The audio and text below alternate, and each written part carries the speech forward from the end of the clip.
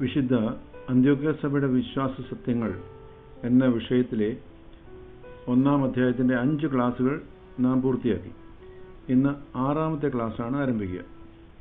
ഇന്ന് വിശുദ്ധ സഭയുടെ ഉദ്ദേശം എന്താണ്, ആദ്യമായ കാര്യങ്ങളാണ് ഇന്ന് പഠന വിഷയമാക്കുന്നത്. 4 കാര്യങ്ങളാണ് വിശുദ്ധ സഭയുടെ ഉദ്ദേശമെന്ന് പറയുന്നത്. 1. ദൈവാരാധന. 2. സുവിശേഷ പ്രഘോഷണം. 3. വിശ്വാസം പഠിപ്പിക്കുകയും സംരക്ഷിക്കുകയും ചെയ്യുക. 4. കൃപാമാർഗങ്ങളായ കൂദാശകൾ അനുഷ്ഠിക്കുക. Liturgical, missionary, doctrinal, pastoral.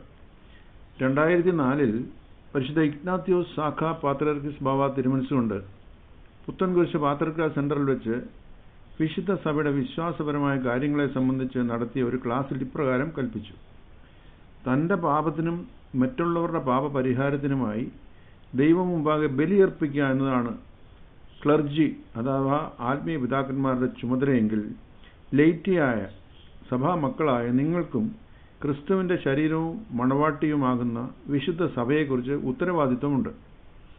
ഇല്ലെങ്കിൽ അന്ത്യനാളിൽ നീ എൻ്റെ സഭയ്ക്ക് വേണ്ടി എന്തു ചെയ്തു എന്ന ചോദ്യത്തിന് നിങ്ങൾ ഉത്തരം പറയേണ്ടി വരും എന്ന്. ആകയാൽ വിശുദ്ധ സഭയുടെ ലക്ഷ്യങ്ങൾ നിറവേറ്റുവാൻ വേണ്ടി ജീവിക്കുന്നതിന് പകരം ആ സത്യവിശ്വാസം ഉപേക്ഷിക്കുകയും എന്തെങ്കിലും ജഡീക നേട്ടങ്ങൾക്ക് വേണ്ടിയോ അജ്ഞത വഴിയോ വേദവിപരീതികളുടെ കൂടെയോ അത്തരം സഭയിലേക്കോ സമൂഹങ്ങളിലേക്കോ ചെന്നു ചേർന്നാൽ അവർ ആ പ്രവൃത്തി കൊണ്ട് തന്നെ ദൈവത്തെ നിരസിക്കുകയാകും ചെയ്യുന്നത്. 1 തെസ്സലോനിക്കർ 3-ാം അധ്യായം 7-8. എന്തെന്നാൽ ദൈവം നിങ്ങളെ വിളിച്ചിരിക്കുന്നത് അശുദ്ധിക്കല്ല, വിശുദ്ധിക്കത്രേ. ആകയാൽ നിരസിക്കുന്നവൻ മനുഷ്യനെയല്ല, തൻ്റെ പരിശുദ്ധാത്മാവിനെ നിങ്ങൾക്ക് തന്നവനായ ദൈവത്തെ അത്രയും നിരസിക്കുന്നത്. തൻ്റെ പരിശുദ്ധാത്മാവിനെ നമ്മൾക്ക് എങ്ങനെയാണ് കിട്ടിയെന്ന് നാം ഓർക്കണം. വിശുദ്ധ മാമോദീസ വഴി കർത്താവിൻ്റെ രക്തം കൊണ്ട് മുദ്രയിടപ്പെട്ടവരായതുകൊണ്ടാണ് നമ്മൾ വിശുദ്ധ മാമോദീസ വഴി പരിശുദ്ധാത്മാവിനെ നമുക്ക് ലഭിച്ചു എന്ന് പറയുന്നു. അപ്പോൾ ഇതിനകത്ത് പറയുന്നു, എന്നാൽ ദൈവം നിങ്ങളെ വിളിച്ചിരിക്കുന്നത് അശുദ്ധിക്കല്ല, വിശുദ്ധിക്കത്രേ.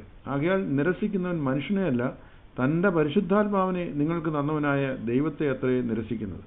ആകയാൽ ദൈവത്തിൻ്റെ സഭയുടെ മാമോദീസയായിട്ട് ഓരോരുവനിലും വസിക്കുന്നത് ദൈവത്തിൻ്റെ പരിശുദ്ധാത്മാവാണ്. അങ്ങനെയുള്ള ഓരോരുത്തരും അക്കാരണം കൊണ്ട് തന്നെ വിശുദ്ധരാകുന്നു. അപ്രകാരമുള്ള വിശുദ്ധരുടെ കൂട്ടമാകുന്നു തൻ്റെ മണവാട്ടിയാകുന്ന വിശുദ്ധ സഭ. ഈ കാരണം കൊണ്ടാണ് ദൈവത്തിൻ്റെ വിശുദ്ധ സഭയിൽ നിന്നും അതിൻ്റെ ലക്ഷ്യത്തിൽ നിന്നും മുടക്കപ്പെട്ട് വേർപെട്ട് നിന്നുകൊണ്ട് വിശുദ്ധ സഭയ്ക്കെതിരെ പോരാടുന്നവരെ നമ്മൾ സാത്താനെയും അവൻ്റെ കൂട്ടാളികളെയും പോലെ കാണുന്നത്. അങ്ങനെ വേർപെട്ടു പോയവർ വിശുദ്ധ സഭയുടെ ലക്ഷ്യങ്ങളായ ദൈവാരാധന, വിശുദ്ധ കൂദാശകളുടെ ആചരണം ഇവയൊക്കെ ഇല്ലായ്മ ചെയ്യുവാൻ വേണ്ടി വിശുദ്ധ സഭയുടെ ദൈവാലയങ്ങൾ തർക്കമുണ്ടാക്കി പിടിച്ചടക്കുകയും മറ്റും വിശുദ്ധ സഭയുടെ ലക്ഷ്യങ്ങൾക്ക് വിഘ്നം വരുത്തുമ്പോൾ അത് വലിയ പാപമായി തീരുന്നു. നൽകപ്പെട്ട നൽവരങ്ങൾ ഉപേക്ഷിച്ചു പോകുന്നവരെക്കുറിച്ച് പറയുന്നത് നായ ഛർദിയിലേക്കും കുളിച്ച പന്നി ചെളിയിലേക്കും തിരിയുന്നത് പോലെയാണെന്നുമാണ്.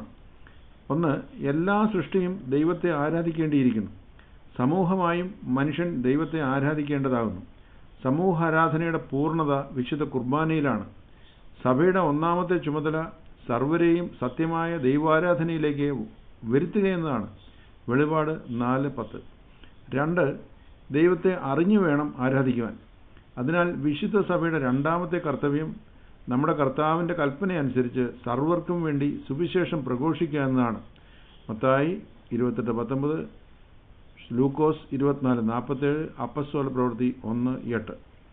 3. സുവിശേഷം സ്വീകരിച്ച വ്യക്തി എന്തെല്ലാം ചെയ്യണം എന്ന് അവനെ പഠിപ്പിക്കേണ്ടിയിരിക്കുന്നു. എന്ത് ഉപേക്ഷിക്കണം, എന്ത് വിശ്വസിക്കണം, എന്ത് ചെയ്യണം എന്നിവ അവനെ ഗ്രഹിപ്പിക്കേണ്ടിയിരിക്കുന്നു. ആകയാൽ സഭയുടെ 3-ാമത്തെ ചുമതല വിശ്വാസപരമായ കാര്യങ്ങൾ പഠിപ്പിക്കുകയും അവ വേദവിപരീതികളാൽ നശിപ്പിക്കപ്പെടാതെ സംരക്ഷിക്കുകയും ചെയ്യുക എന്നതാണ്. 4. സുവിശേഷം സ്വീകരിച്ച് വിശ്വാസം പഠിച്ചു വരുന്നവർക്ക് കൃപ ആവശ്യമത്രേ. കൃപ വിശുദ്ധ കൂദാശകൾ വഴി ലഭിക്കുന്നതിനാൽ കൃപാമാർഗങ്ങളായ കൂദാശകൾ അനുഷ്ഠിക്കുക എന്നതാണ് വിശുദ്ധ സഭയുടെ 4-ാമത്തെ ഉദ്ദേശം. ഇന്നത്തെ ക്ലാസ് നമുക്കിവിടെ അവസാനിപ്പിക്കാം. യുഎസ് ഒസിക്ക് വേണ്ടി ഷവലിയർ കെ.ഒ. മാത്യു കോങ്കര.